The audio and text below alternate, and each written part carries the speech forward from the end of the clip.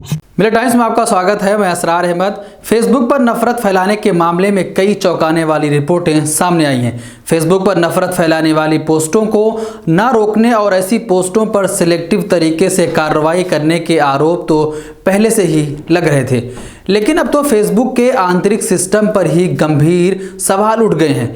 Facebook पर आरोप लगे हैं कि इसके आंतरिक सिस्टम उन पोस्टों को आगे बढ़ाते हैं और उनको बढ़ावा देते हैं जो नफरत फैलाने वाले होते हैं। यानी इसका मतलब ये हुआ कि आप क्या देखना चाहते हैं और आप क्या नहीं देखना चाहते, इससे फेसबुक को कोई फर्क ही नहीं पड़ता है। फेसबुक का आंतरिक सिस्टम आपको नफरत और भड़काऊ चीज़ें परोसना शुरू कर देता है। आंतरिक सिस्टम का मतलब अगर आप समझना चाहते हैं तो वो फेसबुक का एल्गोरिदम है। आसान शब्दों में अगर कहें तो एल्गोरिदम ही तय करता है कि फेसबुक जैसा सोशल मीडिया या कोई भी सर्च इंजन किस तरह की चीज़ों को आगे बढ़ाता है, यानी कि प्रमोट करता है।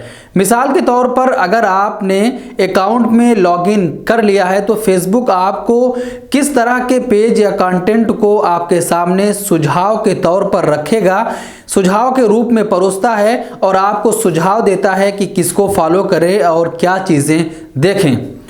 आपको मालूम होगा कि फेसबुक पर पहले भी आरोप लगते आ रहे हैं कि वो नफरत फैलाने वाली चीज़ों को रोकने में नाकाम रहा है। इस पर खासकर मुस्लिम विरोधी नफरत वाली पोस्टों पर कार्रवाई करने में भेदभाव का आरोप लगता रहा है। आपको याद होगा कि विवादों में रह चुकी फेसबुक इंडिया की निदेशक आंखी दास को पिछले साल अपने पद से इस्तीफा देना पड़ा था। उनके पद छोड़ने की वजह क्या थी अभी तक ये नहीं मालूम चल पाया, पर इससे इनकार नहीं किया जा सकता है कि फेसबुक ने उन्हें खुद हटने के लिए कहा हो।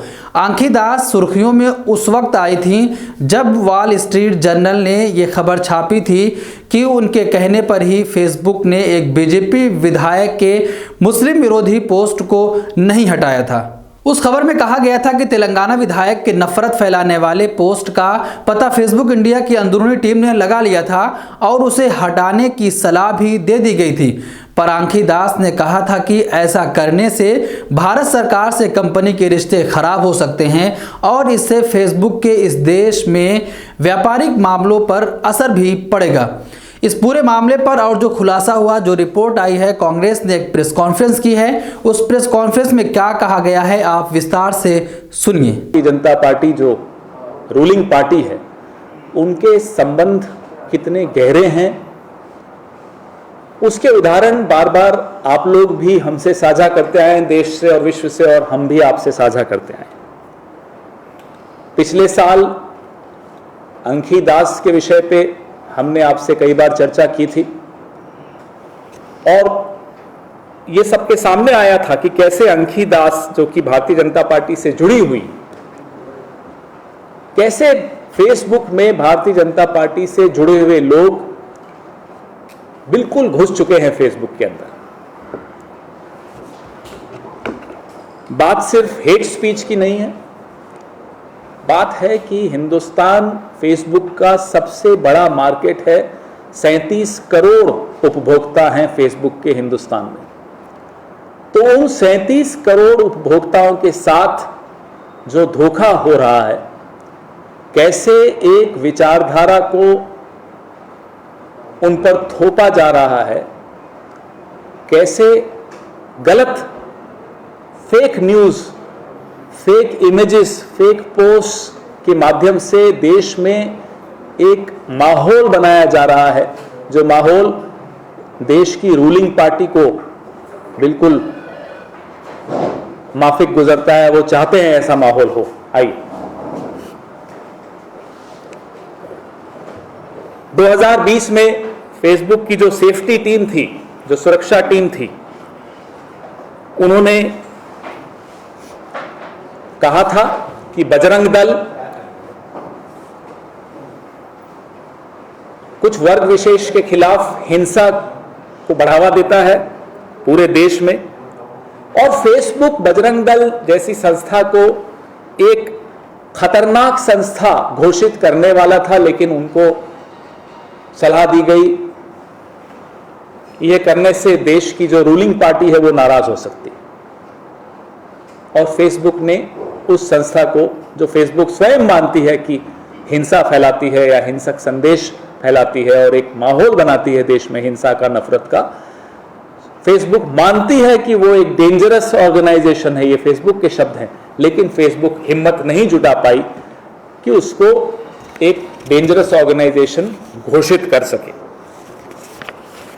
अब नया जो फेसबुक की एक विसल ब्लोअर है, 37 साल की इंजीनियर हैं, फ्रांसिस होगन, उन्होंने एक नया खुलासा किया है कि कैसे हिंदी और बांग्ला भाषा के जानकार फेसबुक में, हिंदुस्तान की फेसबुक की टीम में नहीं है कि जो फिल्टर कर सकें कि कौन सा संदेश फेक है या नफरत पैदा कर रहा है या एक माहौल खराब करने की कोशिश कर रहा है देश में। वो फिल्टरिंग करने के लिए जो आपके पास स्टाफ होना चाहिए, जो हिंदी और बांग्ला का जानकार हो, वो स्टाफ उनके पास नहीं है। आप सोचिए, जिस देश ने उनको 37 करोड़ उपभोक्ता दिए, जहां से वो सबसे ज्यादा कमा रहे हो, वहां उनको इतनी चिंता नहीं है कि उस देश का माहौल न बिगड़े, उसके लिए जो यथासंभव काम करना चाहिए, जिस तरह के अफसरों को, जिस तरह के कर्मचारियों को, भाषा विशेषज्ञों को लगाना चाहिए, वो नहीं लगाना उचित समझते। आखिर कारण क्या है?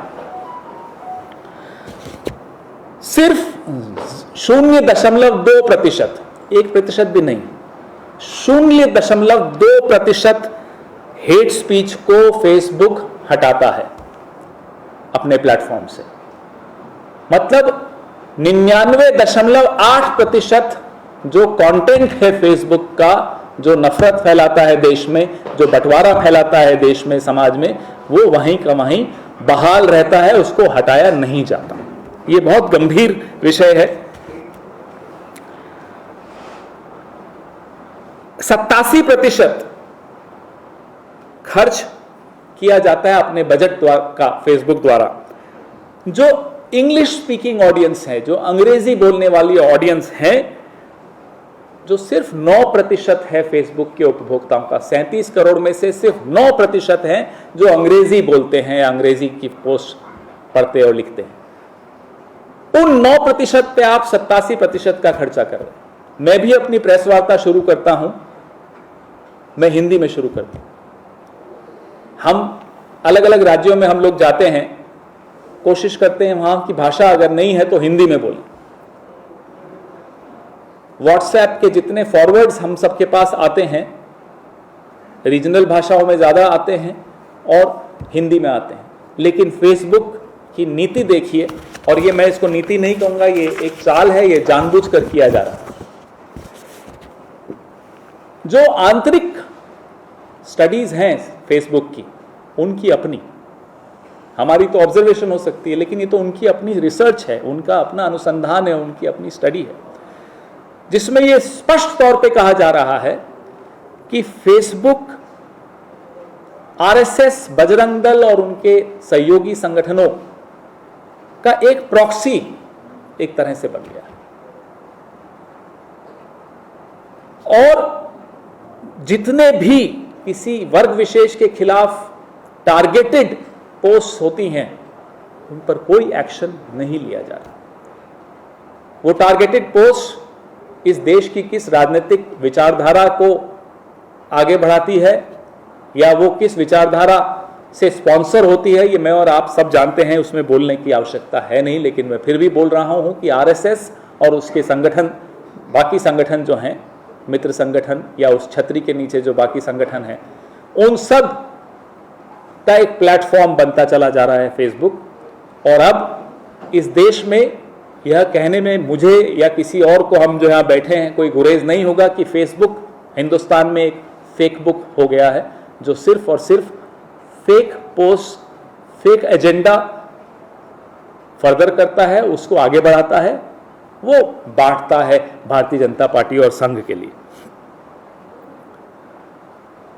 हम फेसबुक और भारत सरकार दोनों से यह जानना चाहते हैं कि जब यह स्पष्ट तौर पे आपकी जानकारी में है कि फेसबुक आरएसएस के बजरंग दल को डेंजरस ऑर्गेनाइजेशन या कि खतरनाक संगठन मानता है, फिर भी उस पर कोई एक्शन क्यों नहीं लिया गया? हमारी वीडियोस देखने के लिए बेहद शुक्रिया। मिल्लत टाइम्स की खबरें पढ़ने, सुनने और देखने के लिए गूगल प्ले स्टोर से ऐप डाउनलोड करें।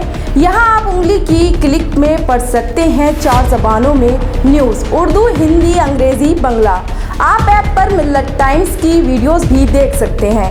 अगर आप YouTube पर देख रहे हैं तो रेड बटन को दबाकर चैनल को सब्सक्राइब करें और बेल आइकन ज़रूर दबाएं। फेसबुक पर देख रहे हैं तो पेज को लाइक और फॉलो ज़रूर करें। ट्विटर और इंस्टाग्राम पर भी मिल्लत टाइम्स को फॉलो करें। मिल्लत टाइम्स की स्टोरीज हासिल करने के लिए टेलीग्राम और व्हाट्सएप पर बराह रास्त हमारे साथ जुड़ सकते हैं। हमारे काम से आप मुतमईन हैं तो इसे जारी रखने और मजबूत बनाने के लिए हमें सपोर्ट करें। स्क्रीन पर दिख रहे और डिस्क्रिप्शन में दिए गए अकाउंट नंबर पर मिल्लत टाइम्स को अपनी रकम भेज सकते हैं। अगर आपके इलाके का कोई मामला है, आपकी मसाइल को मीडिया में जगह नहीं दी जा रही है, तो हमें ईमेल करें या व्हाट्सएप पर मैसेज करें। हम उठाएंगे आपकी आवाज़। मिल्लत टाइम्स मतलब मजलूमों की आवाज़, नफरत के खिलाफ जंग, फर्जी खबरों से निजात। www.millattimes.com